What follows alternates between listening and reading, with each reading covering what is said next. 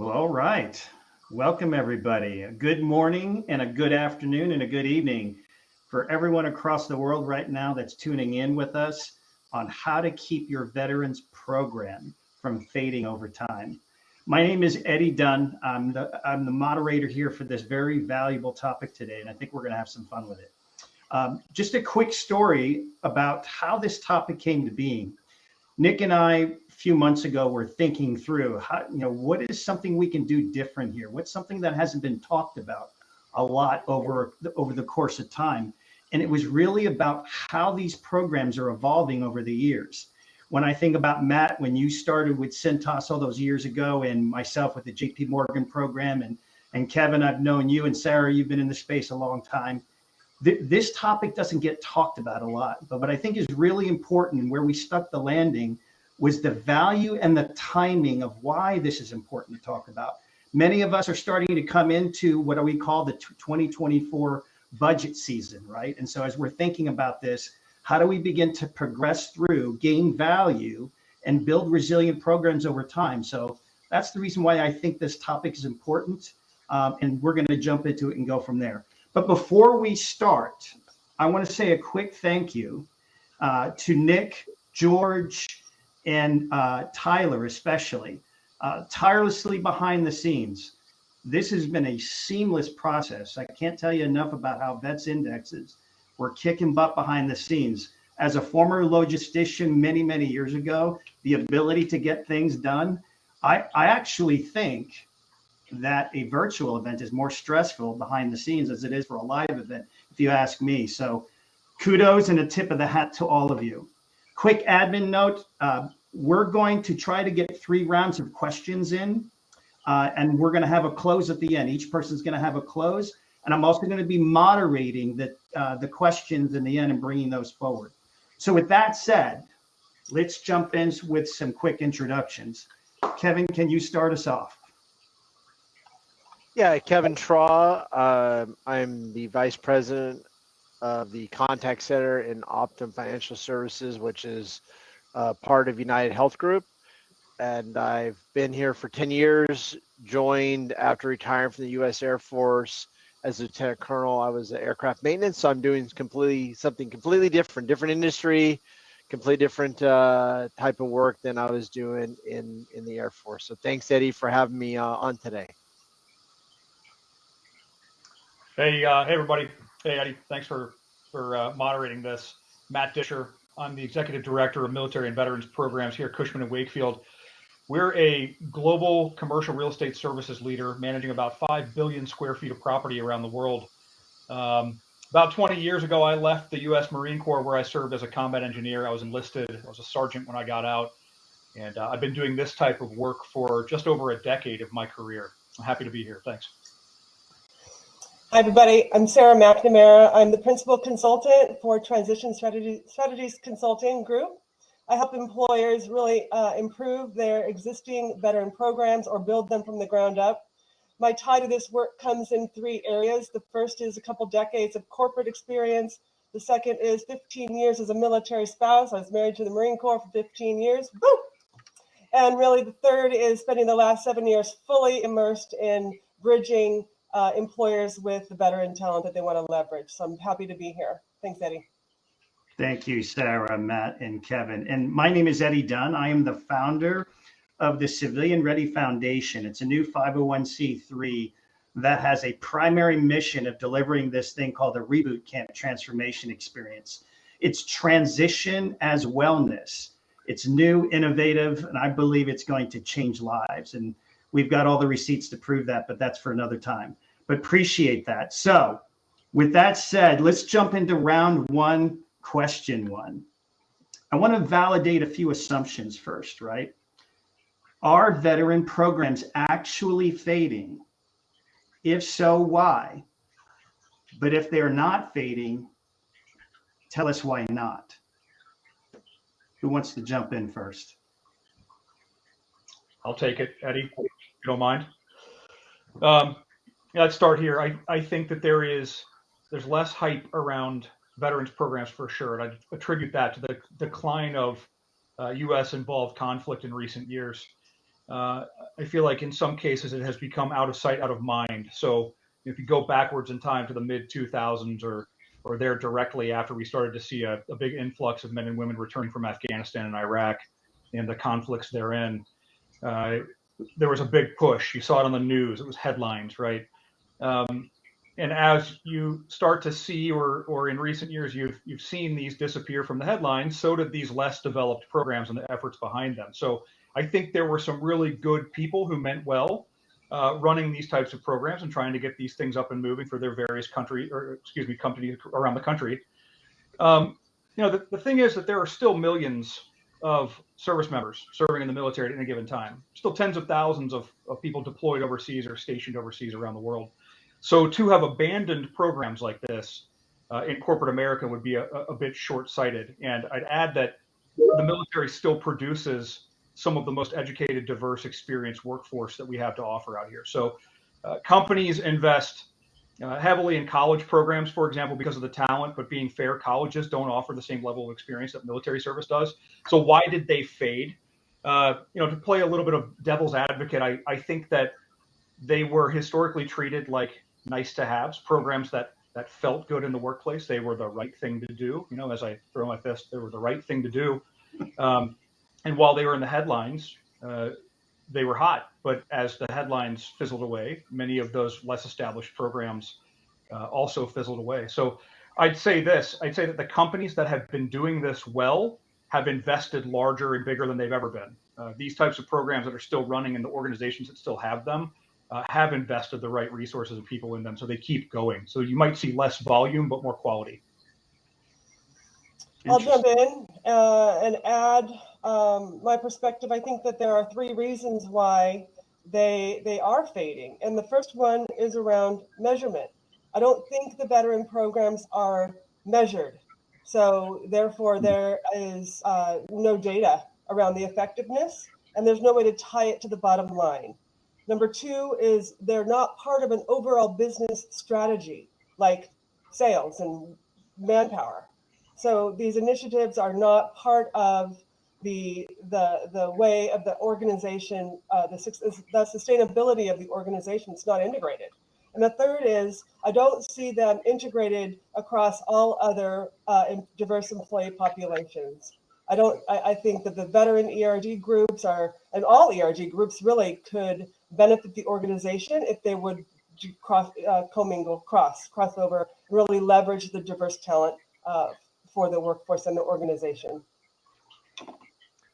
And I think, Eddie, I have maybe a slight of experience because our program has done nothing but expand recently, right? So we recently moved to adding Hiring Our Heroes, which is the spouse program, off of what I'd argue is a very successful skill bridge, right? So I think what's helped is, one, we do have measurements. So I'm glad Sarah brought that because we early on started with measurements to show the value.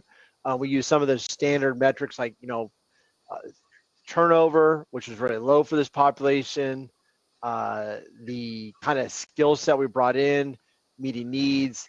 Certainly with Skill Bridge and Hiring Heroes, there's a cost savings, but we also found that recruitment was a lot cheaper because they're already joining us as fellows. So we showed that business values. I think, Sarah, that's really important, is showing those metrics. I think the other thing has helped is that we've had the military ERGs put on the same level with the other ERGs. I happen to sit on the military. We have a group above the ERGs and UAHG, which I sit on one. I'm chair of a different one, which is not military. So we try to cross-pollinate. So I think that is very important to try to bring those. A lot of it is going to be having people are interested in saying this is why this program is important. And I do agree with both you. You have to start with the business value to keep it going. It's just that the feel good will go away really quick. So always have to lead with the business value. Yeah, that's a great point. And just in full disclosure, Kevin and I worked together when we helped put the United Health Group Skill Bridge program together. And we hyper-focused on outcomes and we hyper-focused on measurements to sustain the program over time. And we'll get deeper into that. So it sounds like it's an interesting mix here. I do have one question in the chat. Not sure this is relevant. Who can jump on this? But can you share if anyone has been successful with obtaining the Medallion Award from Department of Labor? Help tips. Not really sure that's relevant to what we're doing here, but I have not pursued that one, so I don't have I'm not anything. aware. yeah, I'm not sure I'm really quite helpful for that, but thank you for that question. So let me just move on to the next question. My thought here is what I've seen.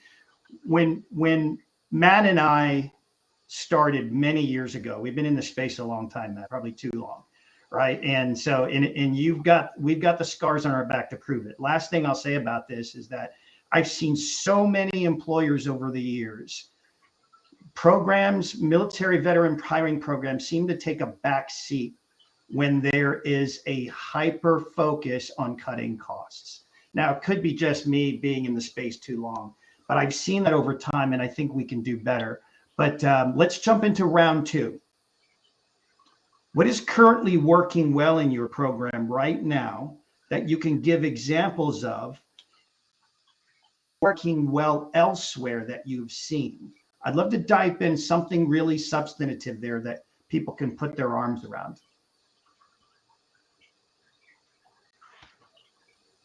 What I've seen at other places working well is having dedicated TA teams. I'm on Wells Fargo's team. I still have a screenshot. I was on a meeting with them. So I know that Lowe's has something similar, may not be quite the same size, but military recruiting, when it has its own sourcing, has its own people handling marketing, social media, essentially a TA team within TA. I think it should be part of the overall TA team, but it's a dedicated team. That's what I've seen to be most successful, and UHG doesn't have that. So while we're really good at skill bridge and hiring heroes, we struggle a little with direct hiring, I think, because of the lack of that, right? So Eddie, that'd be my answer, what I've seen well at other companies and maybe what we're missing a little. I agree with Kevin. I think that there's two ways to answer this. I think there's the strategic and there's the operational. So strategically, in our program, we have clearly defined pillars and objectives that work well for us. You'll hear a lot about ERGs. We're talking about ERGs that serve military and veterans. At Cushman & Wakefield, we do have a veterans ERG, but we also have a separately funded, focused military and veterans program that I lead, which has all of the elements that Kevin just mentioned, right? So we have our own talent acquisition team. We do the skill bridge independently. We do fellowships. We do the MilSpouse community. We're an MSEP partner. We're also a marketing machine. We generated about 10 million targeted digital impressions last year because the military and the veteran population is not sort of a one size fits all. Let's go advertise in one place and we're going to reach them all, right? There's 40,000 veteran service nonprofits out there, or nonprofits that service veterans, and there are countless organizations out there that are serving, for-profit entities that are serving military and veteran communities. So the people pillar for us is the recruitment element. It's being personal. It's being available. We have people out there that you know. If you've seen Cushman & Wakefield on social media, you know Jamie McCall, you know Billy Flagg, you know these names. And then the brand piece is exactly that, targeted digital impressions and media that we put out. But to Kevin's point, and Sarah mentioned this too, actually, Eddie, you did too, we're supporting the business as well. There's a business pillar there. We have executive leadership buy-in. We're a seat at the table with leadership. It's very important, especially in a larger organization, in order to run a successful program. Can you say more about that? Can you go a little bit deeper in that? Because I think you're on something. Yeah, I think that something that we just said was, not playing well with other ERGs or other groups, right? Not having a seat at those tables, or not being held to the same regard. We are consistently talking with. I was with our global CEO just last week in California, right? Sharing strategy and talking about what comes next, right? So we have executive sponsorship in the C-suite that is helping us along and ensures that we get what we need. It's hard to run a successful program like this if you're sitting in the basement or you're just an add-on, right? You're a nice to have element of the organization. Right. That's exactly. Did you hear? Let me stop for a second. I hope everybody heard that. That's extremely important to understand the difference. Many programs start where they put someone at a very lower level that cannot get a voice or a seat at the table. And that's extremely important. What Matt said there. Let me finish your thought. Yeah, to close this, it is the the strategic element, right? The programmatic standpoint that a lot of people want to hear about is, well, how are you reaching? How are you hiring, right? So it's digital targeted media. It's being present. It's having human beings as points of contact. You go on social media and any of the veterans groups, the common thread is that I applied to a job and nothing happened. Who do I contact? Where am I supposed to go? So don't let your candidates disappear into the black hole of applications, as I call it. Be present and be personal. Sarah, So you want to? Yeah, I'd love to share a client of mine and what they did. They wanted to hire veterans and they didn't have a big budget. And so they identified the veteran employees and they from each of the branches, and they created a task force. And so when a veteran applicant came in from the Marine Corps, the recruiters had a internal resource, and they said, hey, Billy, you're a Marine. I got this applicant. Can we meet? Can you help me look at the resume? Can you partner? Can you join me for interviewing? And it really was this very low cost internal support for veteran recruiting. And then once the person was hired, they already have a mentor. They have a buddy. It's like pre-selection mentorship. Yeah. What a beautiful onboarding that must be. Love that. So and it's free, right? And what veteran employee would say, no, sorry, I don't want to partner with recruiting for Marines? Zero possibility is that going to happen. So let me throw a question. Thank you, Sarah. So let me throw this question over to Kevin. There's a lot of great questions coming into the chat. And this one's from Christina Walraven. I hope I said your name correctly. What advice would you give to a non-veteran who's trying to hire and retain veterans and their spouses? Yeah, so I think this is one of the, I'll say, strengths of the veterans community, and this is maybe in comparison to some of the other ERGs.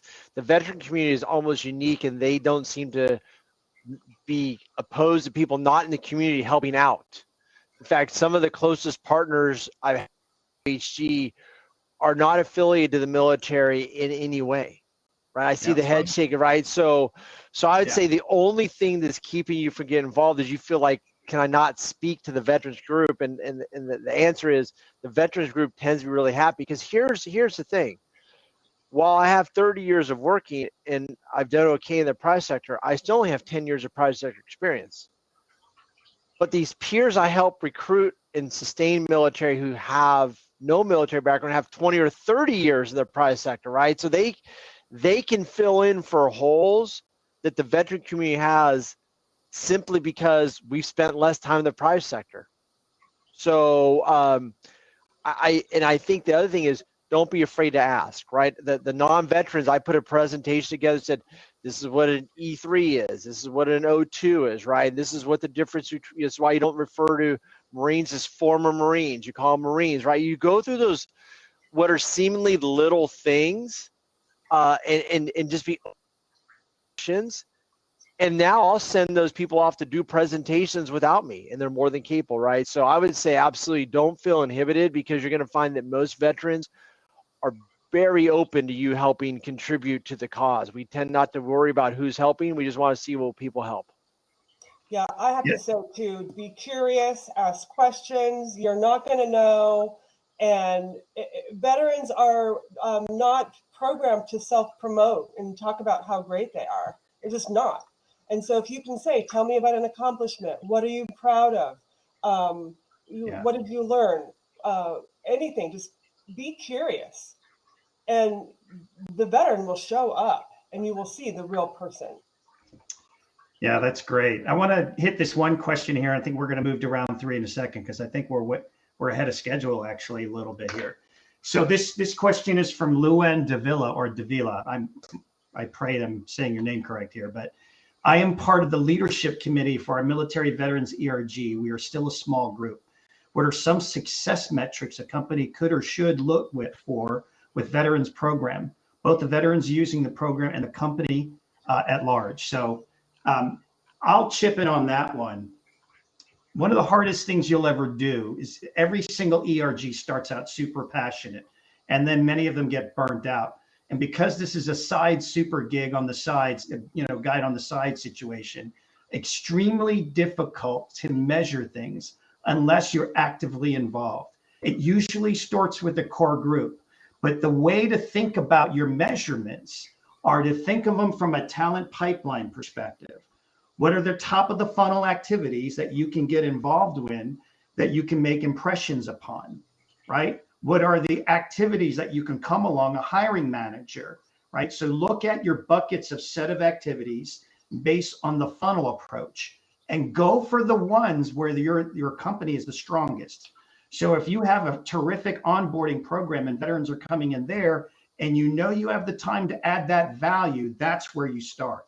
I get this question all the time in my practice. Well, Eddie, where do I start? I always look for the strengths first in that organization to help them understand that is where you start. But I don't know if any of my colleagues will want to jump in and add on here. You know, I'd say this. What came to mind when you were reading that question was measure everything. You know, the Vets Indexes survey every year does a really good job of asking questions. And if you can't answer those, you might want to start measuring those things. Great point. So what we do, you know, if the topic is along the lines of attracting and recruiting and retaining veterans, we're measuring everything down to, you know, if we're spending dollars on marketing outreach, how many people are coming from that? Again, digital impressions, what happens to those people in the pipeline? How many of those people are we hiring, right? So we have a higher rate of veteran hires compared to applicants than we do non-veteran hires compared to applicants. We're tracking how much money veterans make in our company compared to non-veterans, and they earn more. All of these things, right? So there are probably an endless number of things you could track. It's down to promotion rates, retention rates, et cetera, military spouses, Guard and Reserve members. What are your benefits for Guard and Reserve members? How do you handle a military spouse maybe that has to move across the country or across the globe for that matter, right? So measure all of that. And then in some cases you have those stats and that data on call when you have to go make a case to executive leadership and say, I need more resources to do more things. Yeah, that's a great call out. Go ahead, Sarah. We'll finish up. And measure mobility. If veterans at your company know that they have to self-promote and manage their career and they see pathways to grow, they will stay. And they have to be, you know, placed at the right level and then encouraged to grow. So measure internal mobility and measure attrition, veteran attrition and non-veteran attrition, and try to figure out what's the gap there. Why are veterans leaving and civilian non-veterans aren't? Because that will give you some good information. I would imagine it's in mobility and cultural awareness and not having a sense of team and belonging and really clear contributions. Yeah, great call out, Sarah. So let's, I want to spend some time on this next round here because I'm going to try to pin our panelists and thought leaders down to this one round 3 question. If I had to force you to pick out the best practice, your number one best practice for veteran hiring programs for not fading over time, what would it be and why? I think this one's really easy. If you had to pick only one, is because one of the things that veterans, and I'll say spouses, miss most is their lack of tribe, right, or loss of tribe. So I think what has really helped us with retention is we have a bi-weekly meeting that is really the hub of it is our skill bridge and our hiring our heroes, but veterans, veteran affiliated, and non-veterans are invited, and we meet every 2 weeks. Part of it is getting people together, the tribe, and the second thing is we go through practical items. Yesterday was interviews. We've done resumes. I participate in one about pay and benefits. What do they mean? How do you do that? How do you negotiate, right? So I think that the one thing is having that sense of tribe and doing a bi-weekly meeting on it really brings people together. And so I think that I believe that is a big cornerstone of one reason why our retention rate for our programs are so high is because of that. I'm convinced of it. Yeah.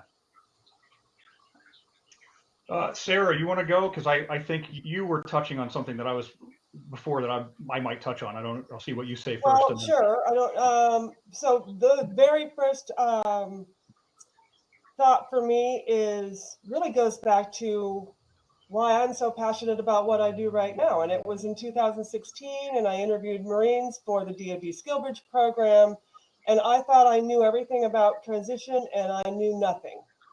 And so conversations with veterans will change your life. They just will. And I think that will drive emotions, and emotions drive behavior. And so all of a sudden, you can't wait to help a veteran. So the one practice I would put in place would be bridging workshops. I would take veterans and I would take recruiters and I would put them in a room and facilitate dialogue and one-on-one. And people will learn about each other and they will be changed. And then everybody will go away more informed and more inspired to help each other. So that's what I would do, number one. I might take it off the tracks a little bit, and I realize we're talking about recruiting programs, but something that that I think has revolutionized some of these programs is tying it back to the business. I think we mentioned this already just in passing, but our program is hiring record numbers of top talent via our MilVet programs, right? So we're bringing the best into the workplace from the military and the veteran population, and we've tied it to the business and greater results. And I'll use an example of this in relationships. So for example, we have clients, like we're servicing some of the largest brand names that you are engaging with, where you live, work, and play. These are our clients. We're managing their properties. We're doing work with them in the commercial real estate industry. And these are some of the largest companies in the world. And they might come to us and say, hey, we recognize you have a military and veterans program. Or they might have an executive who is saying, hey, I would like to know more about your military and veterans program, or perhaps how you've built it or what works best. The exact conversation we're having right here. And so we coach them and we share practices and we help them build, and we've helped hundreds of them. It's a value add to our company, to our clients and to other companies. And then we also have some clients who are business pursuits, rather. It might be a decision maker on the other side of the table who is retired from the military and has to pick, who they're going to do business with in the real estate industry. We're a services industry. We're not a product-based company. There's nothing you can purchase from us unless you manage or own property and you need some service therein. But to put it into other terms, if you are a consumer-based or product-based organization in any community around the world, people align themselves with organizations and companies that meet or support their cultural needs and values. And if a company is opposite your cultural values, you may not spend your money there. So we have to recognize that the veteran community as a whole controls an estimated $200 billion in annual spend power.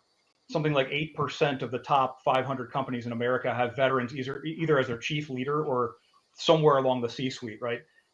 You might say, Matt, that's not why we have these programs, but it is absolutely an element of your program. It should be, because the more bottom line impact you're able to have, the more resources you can get to go do the good stuff and the nice to have. So we don't have in a lot of companies that are running these programs, don't have a military veterans program unless they're able to really prove that, not only are they bringing in great talent, but there's a business factor there at the end. There's a bottom line impact. So as the saying goes, hope is not a strategy.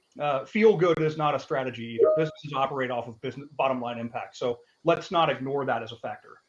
Yeah, it's so good, Matt. That is so good.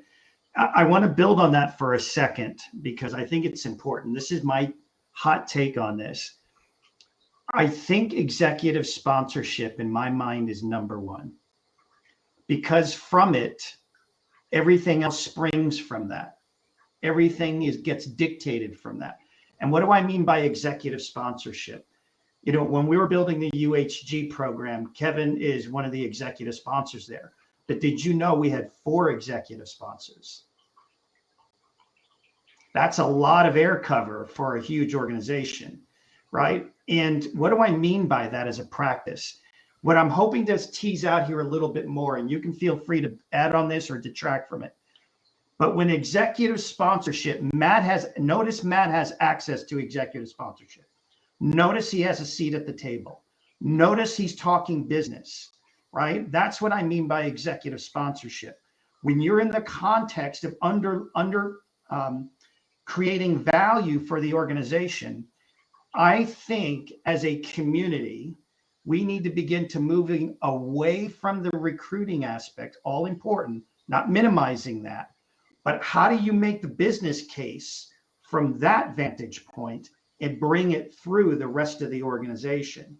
That is the right flow in my mind, and how you do that. Once you do that well, and once you've got the cadence and battle rhythm down between an executive sponsor will say, I'll show up for that.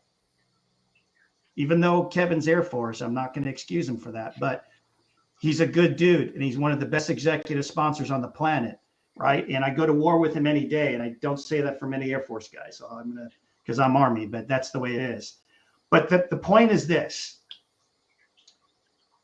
when your executive sponsorship is solid, well, Eddie, well, how do I find executive sponsorship? Quite a few years ago, when I was running the Marsh and McLennan program, it was a CEO sponsored program.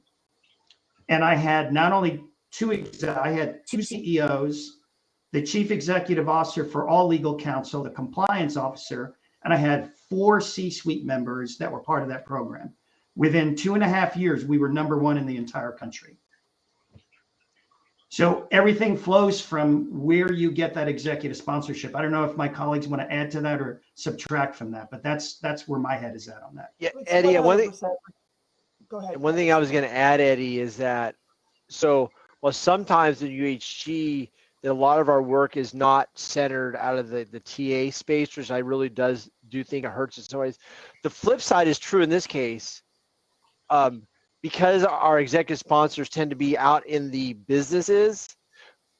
We are a big driver of the hiring, right? So we don't have to convince anyone. We are doing it ourselves, right? Mm.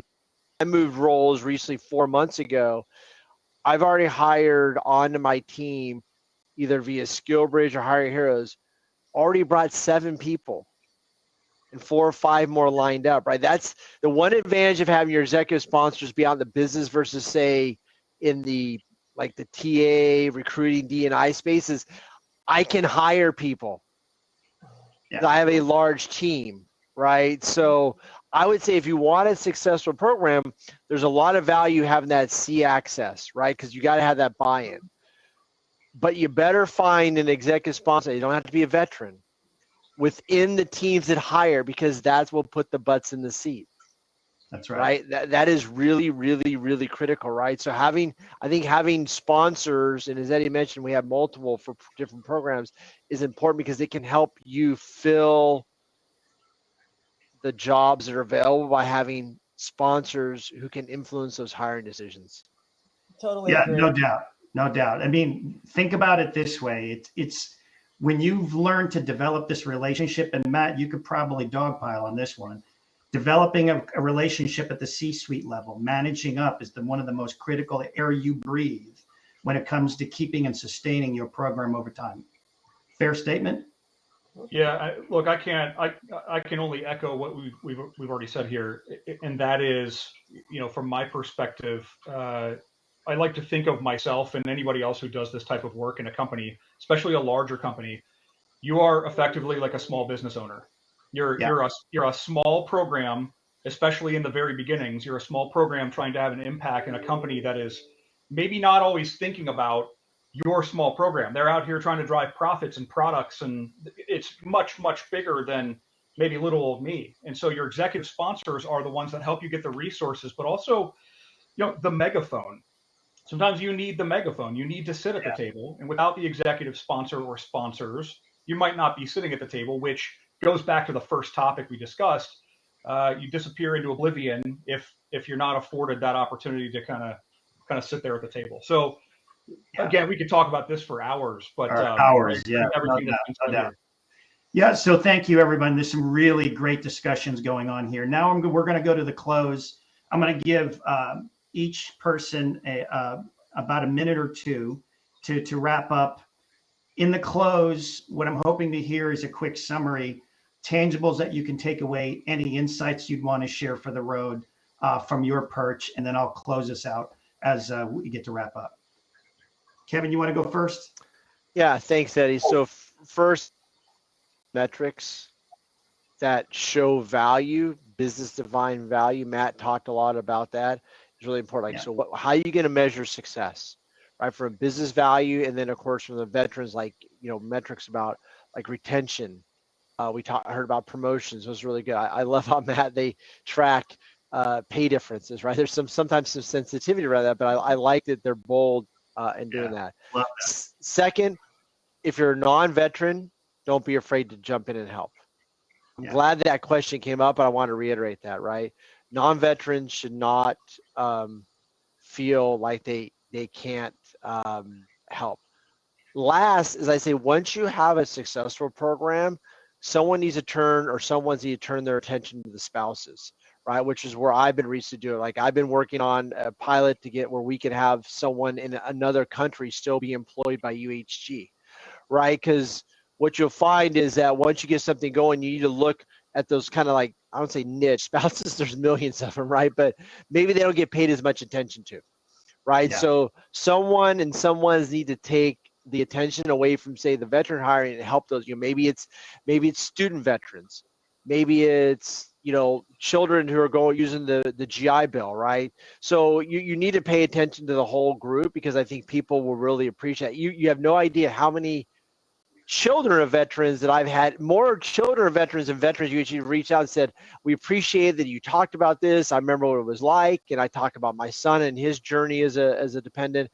So pay attention to the military affiliate, not just simply the veteran. Yeah.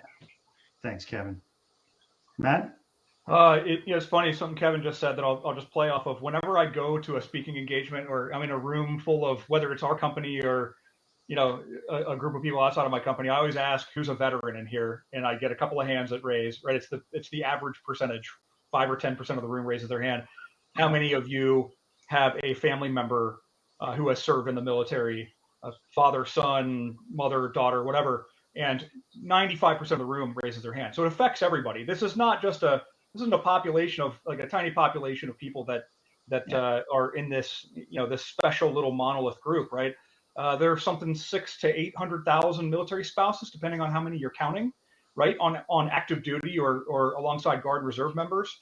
I like to keep all the stats we mentioned before. Our veterans at our company make significantly, in some cases, more money than non-veterans. We hired about 5% of our veteran applicants last year, compared to about 2.5% of non-veteran applicants. Our military and veterans programs on LinkedIn equate to the single largest new group of company followers on LinkedIn. So the reason I'm bringing all these stats up is that it's part of the whole storytelling element inside of the company. You have to be really good at storytelling and really good foundational leaders. You have to not try to boil the ocean, but you have to pick 2 or 3 pillars or problems you'd like to solve inside of that organization, and allow your military and veterans programs, or ERGs, depending on what you're running, to help solve that problem. And like I said before, you're effectively running a small business inside of an organization. So don't bet on everybody jumping on the bandwagon with you, Right. as it might not affect everybody until you open the door and show them how it does affect more people than what you think. Awesome. Matt, thank you. Sarah, we're just about out of time. I know, I'm putting my ideas in chat. Yeah. Honor the military family. The decisions that are being made in the military family are as a group. And so when you place an offer, recognize that person's going to go home and talk to his or her spouse. So Awesome. include them. So thank you, Kevin, Matt, and Sarah, for being here today. Appreciate all of you, and thank you for the incredible audience. We couldn't get to all the questions today. So unfortunately, if you want to follow up with us, find us on LinkedIn. We're happy to do that. Sarah and I have our own practices. So we're constantly, helping employers, organizations with all the best practices that are out there. On behalf of myself, the team that you see here, Vets Indexes, the incredible team of Nick, George, Tyler, and the rest. What an amazing show today. Appreciate you all. Thank you, and have a great day, everyone. Take care. Bye-bye.